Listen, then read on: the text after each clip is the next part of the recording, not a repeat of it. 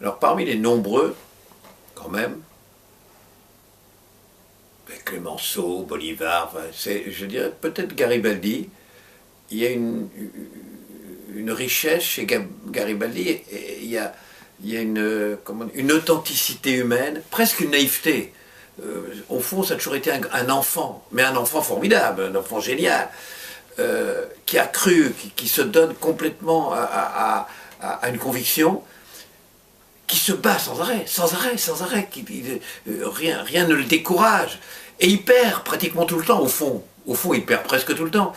Et c'est de cette succession d'insuccès que découle finalement le grand succès.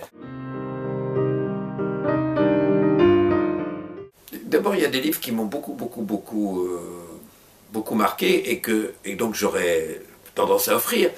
Mais c'est un des moments de ma vie qui fait que je ne sais pas s'il me marquerait autant aujourd'hui. Je vous donne un exemple. J'ai eu une passion, mais j'avais 23 ans, 24 ans, passion pour Adolphe de Benjamin Constant. Voilà. Mais si je le lisais aujourd'hui, est-ce que j'aurais la même passion, par exemple? Je me souviens un livre que j'avais adoré, c'est Prosper Mérimée, les chroniques du temps de Charles IX. Mais peut-être qu'aujourd'hui, voilà. Et au fond, je vais vous dire, j'offrirai le Comte de Monte Cristo, parce que là, moi, je suis sûr que ça plairait. C'est la matrice de tous les grands romans d'aventure, finalement.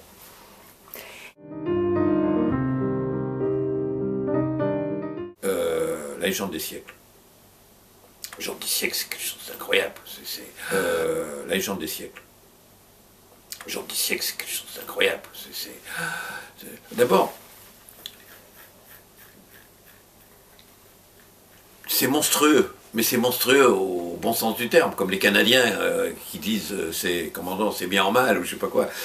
C'est monstrueux, on se dit mais comment on peut avoir écrit ça, mais c'est inouï, comment on est capable d'inventer, d'imaginer, de créer, c'est l'Himalaya plus voilà, et c'est chaque poème de la légende des siècles, j'en ai été témoin, j'ai vu faire ça. Chaque poème de la légende des siècles, et il y en a quand même 3 volumes, chaque poème de la légende des siècles, vous pouvez en faire un spectacle en soi. J'ai vu 5 ou 6 spectacles qui sont des acteurs, 1 ou 2, qui montaient, qui jouaient un poème de la légende des siècles. Et à chaque fois, c'était un formidable spectacle en soi.